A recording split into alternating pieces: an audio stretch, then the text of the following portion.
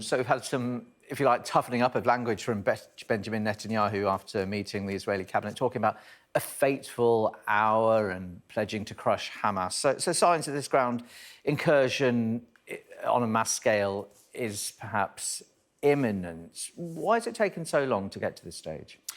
Yeah, well, the one thing we don't know is the why. I mean, clearly Netanyahu and the IDF will have had their own reasons. What we can do, though, particularly as a former military guy, is to give you a few reasons why I think that it could have been. One of which is we've seen a ramping up of diplomatic pressure, particularly from the US, that said every life, civilian life, is invaluable. We've got to give more time to allow the refugees, as it were, the Palestinians, to move south. And it does look like the Israelis are trying to heed that, because without US support, obviously, it will be very difficult.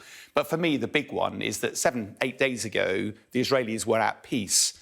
And then all of a sudden, they're now planning to do one of the biggest military operations that they've ever done. They've talked about it being air, land and sea. Coordinating those three together is incredibly difficult to do. Mobilising 300,000 people, getting all the kit, the equipment, the arms, the logistics all sorted out. And bluntly, going across into a very dangerous battlefield, that is no place for untrained soldiers to be. So there's a huge challenge for them there.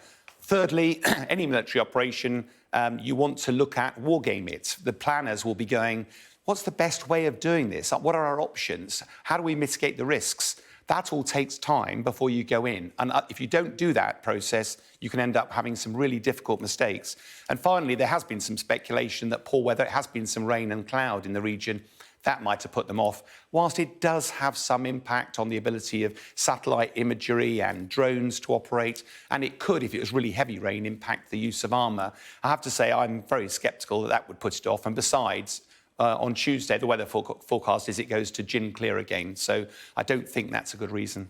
And once they do go in, and that's the assumption, is Israel aware of the resistance it will face?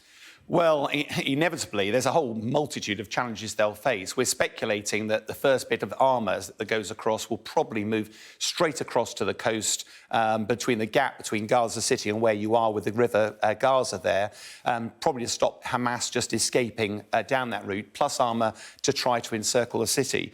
But if they then decide to go into Gaza City itself, which is where infantry and special forces will be involved, that's where it gets really dangerous. And one of the things we talked about yesterday was this tunnel network. And that is incredibly difficult because Hamas have got this tunnel network. This is archive footage from 2014.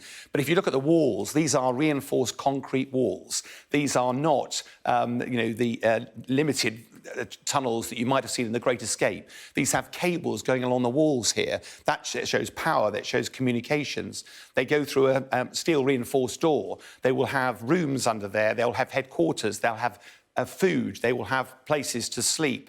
So these are pretty comprehensive, and it's worth pointing out they've been continuing to dig these for decades. So it's very unlikely that the Israelis will know exactly where they are, and therefore the Hamas fighters can pop up almost anywhere. So this will create a massive problem, one of many, but a massive problem for the IDF should they go into the middle of Gaza City.